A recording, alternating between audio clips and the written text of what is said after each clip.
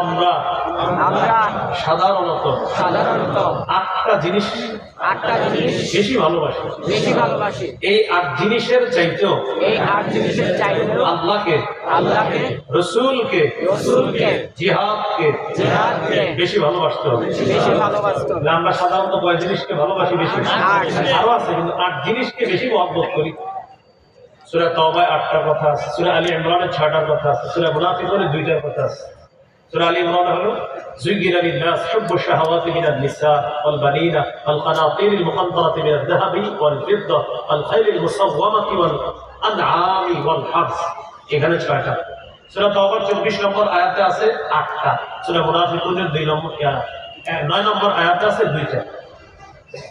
তো যাক, আমরা আটটা যে মৌলিক বিষয়, আটটার প্রতি আগে দেখি আমরা। আল্লাহ তাআলা বলেন সূরা তাওবার 24 নম্বর আয়াত, কুল ইন কানা আবাউকুম ওয়া আবনাউকুম ওয়া ইখওয়ানুকুম ওয়া আজওয়াজুকুম ওয়া আশীরাতুকুম ওয়া আমওয়ালুন ইখতারাফতুমুহা ওয়া তিজারাতুন তাখশাউনা কাসাতাহা ومساكن ترضونها أحب إليكم من الله ورسوله وجهاد في سبيله فتربصوا حتى يأتي الله بأمره।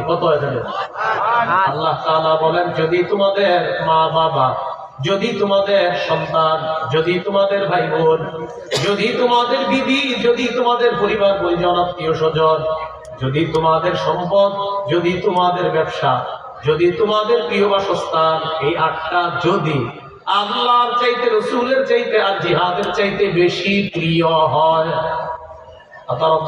অপেক্ষা করো, আল্লাহর গজবের অপেক্ষা করো। এই আট জিনিস যদি আল্লাহর চেয়ে বেশি প্রিয় হয়, রসুলের চেয়ে বেশি প্রিয় হয়, জিহাদের চেয়ে বেশি প্রিয় হয়, আল্লাহর গজবের অপেক্ষা করো। তাহলে কি শিখলাম? এই আট জিনিসের চাইতে আল্লাহকে বেশি ভালোবাসতে হবে, রসুলকে বেশি ভালোবাসতে হবে, জিহাদকে বেশি ভালোবাসতে হবে। আল্লাহ বলছে, যদি এগুলোর চেয়ে বেশি ভালোবাসো, আল্লাহর চেয়ে বেশি ভালোবাসো, নবীর চেয়ে বেশি ভালোবাসো, জিহাদের চেয়ে বেশি ভালোবাসো, তাহলে আযাবের অপেক্ষা করো। শিখলাম হলো এই আট জিনিসের চাইতে বেশি আল্লাহকে ভালোবাসতে হবে, রসুলকে ভালোবাসতে হবে, জিহাদকে ভালোবাসতে হবে। বলেন ইনশাআল্লাহ। ইনশাআল্লাহ। তাহলে সবচেয়ে বেশি ভালোবাসবো কাকে? সবচেয়ে বেশি আল্লাহকে, এরপর রসুলকে সাল্লাল্লাহু আলাইহি সাল্লাম, এরপর জিহাদ ইত্যাদি আরো আছে।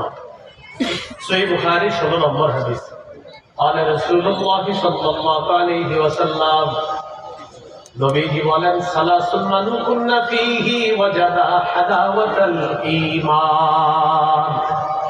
কারো মধ্যে যদি তিনটা বৈশিষ্ট্য থাকে, সে তার অন্তরের মধ্যে ঈমানের স্বাদ আস্বাদন করতে পারবে। 1 নম্বর, আইয়াকুন আল্লাহু ওয়া রাসূলুহু আহাব্বা ইলাইহি মিম্মা সিওয়াহুমা। 1 নম্বর, আল্লাহ এবং তার রসুল ছাড়া যা কিছু আছে সব কিছুর চাইতে আল্লাহ এবং তার রসুল বেশি প্রিয় হওয়া। 2 নম্বর, আইয়ুহিব্বাল মার'আ লা ইউহিব্বুহু ইল্লা লিল্লাহ। কোন মুসলমানকে একমাত্র আল্লাহর জন্য ভালোবাসা। 3 নম্বর, ওয়া আইয়াকরাহা আইয়াউদা ফিল কুফরি কামা ইয়াকরাহু আইয়ুকযাফা ফিন নার। আগুনের মধ্যে পুড়ে যাওয়া যেমন অপছন্দ, কুফরিতে ফিরে যাওয়া তেমন অপছন্দ করা। দুনিয়া যদি আপনার সামনে রাখা হয়, তাই তুমি আগুনে ঝাঁপ দিয়ে পুড়ে মরে যাও, ধরবি আপনার মাথা খারাপ, আমি পুড়ে মারা গেলে টাকা দিয়ে বুঝবি, এত বেশি। আচ্ছা ঠিক আছে, বুঝলাম। আচ্ছা নাও, কোটি কোটি টাকা নাও, তুমি কুফরি করো, টাকার বিনিময়ে দুনিয়ার আগুনে যেমন করতে পারবো না, কুফরি করে জাহান্নামের আগুনেও করতে পারবো না। এই মানসিকতা যদি আপনার থাকে, আল্লাহ আপনার কলবে ঈমানের স্বাদ তৈরি করে দেবে। তাহলে 3 বৈশিষ্ট্য, এর মধ্যে একটা হলো আল্লাহকে আর তার রাসূলকে বেশি ভালোবাসা। তাওহীদের কয় শর্ত? এটা হলো 4 নম্বর, আল্লাহকে সবচেয়ে বেশি ভালোবাসা। 1 নম্বর, আল্লাহ ছাড়া কোনো ইলাহ নাই, এই বিশ্বাস নিয়ে মরা। 2 নম্বর, আল্লাহ ছাড়া কোনো ইলাহ নাই, এটাতে সন্দেহ না করা। 3, আল্লাহ ছাড়া কোনো ইলাহ নাই, মুখেও বলতেছি, কলবে এটা বিশ্বাস করা। 4 নম্বর, আল্লাহকে সবচেয়ে বেশি ভালোবাসা। এই 4 শর্ত পূরণ করে কবরে যেন যেতে পারি, আল্লাহ তৌফিক দান করেন। আমিন। এই হলো আল্লাহু লা ইলাহা ইল্লা হু। এরপরে আল্লাহ বলেন, আল হাইয়ুল কাইয়্যুম, তিনি চিরঞ্জীব, চির প্রতিষ্ঠিত। যাকে মৃত্যু স্পর্শ করে নাই, করবে না, করতে পারে না, তিনি হলেন আল্লাহ। সূরা রহমানের 26-27 নম্বর আয়াতে আল্লাহ তাআলা বলেন, কুল্লু মান আলাইহা ফান ওয়া ইয়াবকা ওয়াজহু রাব্বিকা যুল জালালি ওয়াল ইকরাম। সব ধ্বংস হয়ে যাবে, তোমার মহামহিম রব, সম্মানের রব, শুধু আল্লাহ বাকি থাকবেন, আর সব ধ্বংস হয়ে যাবে, কিছুই থাকবে না। স্পর্শ যাকে মৃত্যু করতে পারবে না, মৃত্যু যাকে স্পর্শ করতে পারবে না, করে নাই, করতে পারবে না, তিনি চিরঞ্জীব, তিনি হলেন আল্লাহ, তাকেই বলা হয় আল হাই। এরপরে আল্লাহ বলেন আল কাইয়্যুম, তিনি চির প্রতিষ্ঠিত। আজকে এখান থেকে যখন যাবেন, সর্বশেষ আমাদের সাহেবরা আসবেন, মাহমুদুল হাসান মুমতাজি সাহেব আসবেন, তারা আলোচনা করবেন। আমাদের সভাপতি সাহেব চলে এসেছেন, এগুলো হাদিস মাওলানা মুফতি মাসুদুল করিম দাওয়াত আবাদু, বড়রা আসবে, তারপর দোয়া হবে, তারপর যাবেন। যাওয়ার সময় একটু আসমানের দিকে তাকাইবেন, এটা কিন্তু এখন আমি ওঠার পরে আবার যাওয়ার জায়গা তাকায় না, এটা হলো সর্বশেষ যখন যাবেন তখন একটু তাকাবেন, তাকায় চিন্তা করবেন আসমানটা এইভাবে দাঁড়ায় আছে, এটা কি প্রতিষ্ঠিত না চির প্রতিষ্ঠিত, এরকম চিন্তা করবেন। জমিন এইভাবে আছে, এটা কি প্রতিষ্ঠিত না চির প্রতিষ্ঠিত, চিন্তা করবেন। তো আল্লাহ তাআলা সূরা রুমের 25 নম্বর আয়াত, 21 নম্বর পারা 6 নম্বর পৃষ্ঠাে আল্লাহ জবাব দেয়, وَمِنْ آيَاتِهِ أَنْ تَقُومَ السَّمَاءُ وَالْأَرْضُ بِأَمْرِهِ। আল্লাহ তাআলা বলেন, আল্লাহ নিদর্শনাবলীর মধ্যে এটা একটা নিদর্শন, আল্লাহর আসমান দাঁড়িয়ে আছে, প্রতিষ্ঠিত আছে আল্লাহর হুকুমে, সুবহানাল্লাহ। জমিন প্রতিষ্ঠিত আছে আল্লাহর হুকুমে, তবে আসমান চির প্রতিষ্ঠিত না। প্রতিষ্ঠিত চির না, জমিন প্রতিষ্ঠিত চির না।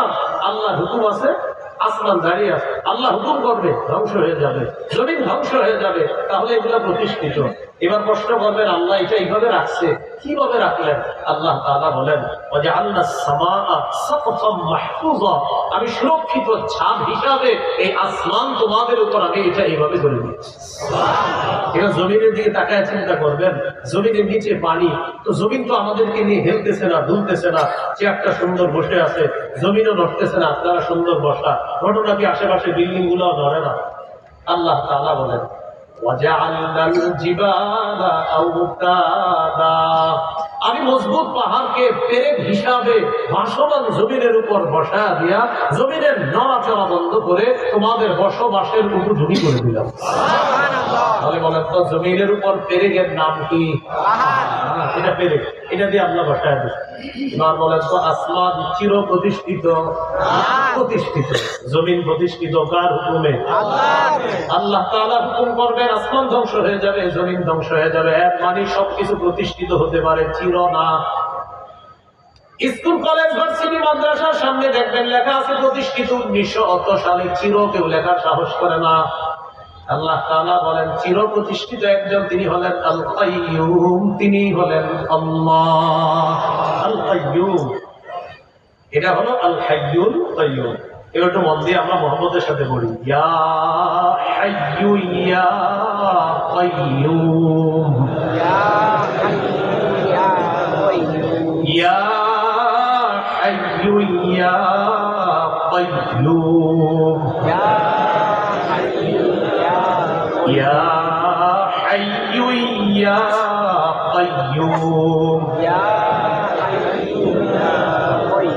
বলেন, হে চিরঞ্জীব রব, হে চিরঞ্জীব রব, হে চির প্রতিষ্ঠিত রব, হে চির প্রতিষ্ঠিত রব। এখানে আমরা যারা বসা, এখানে আমরা যারা বসা, আমাদেরকে আবার জান্নাতে দেখা করায় দিয়ে, জান্নাতে দেখা করায় দিয়ে। ইয়াকিন করেন, নবী বলছে এই দুই নাম নিয়ে দোয়া করলে সাথে সাথে আল্লাহ দোয়া কবুল করে। আল্লাহ দোয়াটা কবুল করেন আপনার।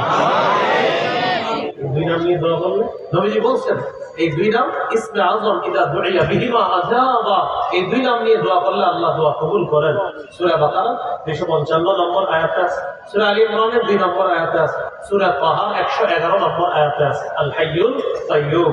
111 নম্বর আয়াতে সূরা তাহা সেখানে আছে ওয়ানাতিল বুজুহু লিল হাইয়িল কাইয়্যুম। সূরা আলী ইমরানের 2 নম্বর আয়াতে এটাই, আল্লাহু লা ইলাহা ইল্লা হুয়াল হাইয়ুল কাইয়ুম। আর সূরা বাকারা যেটা তেলাওয়াত করলাম 255 নম্বর আয়াত, আল্লাহু লা ইলাহা ইল্লা হুয়াল হাইয়ুল কাইয়ুম। এই দুইটা নাম ইসমে আজম, এগুলা দিয়ে দোয়া করবেন। যার যত পেরেশানি আছে দোয়া করবেন। আর আমরা আজকে একটা সুন্দর দোয়া করলাম এই দুই নাম বইলা, যে আল্লাহ ইয়া হাইয়ু ইয়া কাইয়ুম অনেকক্ষণ বইলা আমরা বলছি আমাদেরকে একসাথে আপনি জান্নাতে দেখা করায় দিলেন। মনে থাকবে না ইনশাআল্লাহ? পাঁচ ওয়াক্ত ফরজ নামাজের পর এবং ঘুমের আগে এই আমলটা করবো ইনশাআল্লাহ।